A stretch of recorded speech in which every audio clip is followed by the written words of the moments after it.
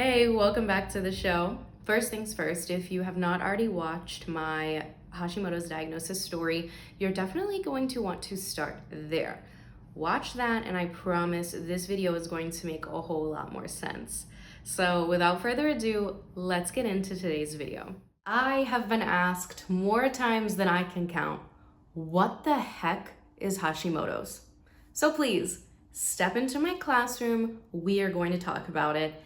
Get ready for the endocrine system. So a chronic disease is characterized by a few factors, not limited to a disease that lasts a long time, usually has to be monitored frequently, and it doesn't have a cure. Probably the worst part is that it affects your daily life. So what is the thyroid gland and what does it do?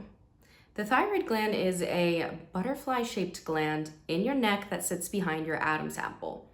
It is responsible for everything. No, seriously, your bones, your metabolism, so your weight gain or weight loss, your body temperature and your ability to regulate it, your mood, your energy. The list could actually go on forever, but to keep it short, it affects everything. The thyroid gland is also responsible for making T3 and T4 hormones. Your thyroid has a coworker called the pituitary gland.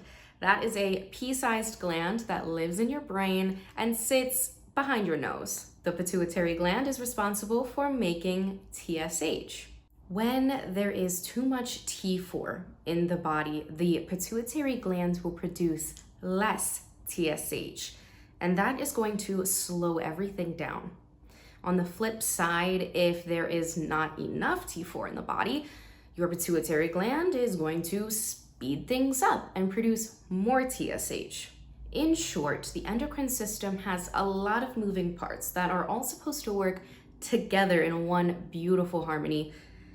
But unfortunately, sometimes that doesn't happen. I'm going to leave a video in the description if you would like to take a deeper dive into the rest of the endocrine system.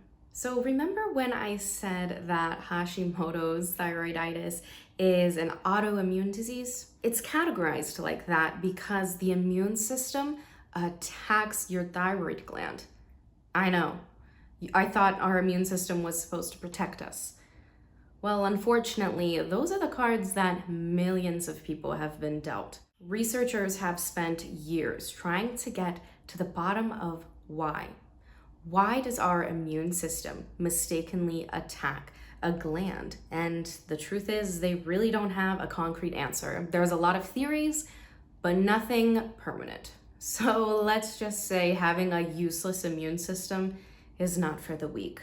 And in future videos, I will be talking about what it's like to live with these symptoms on a daily basis.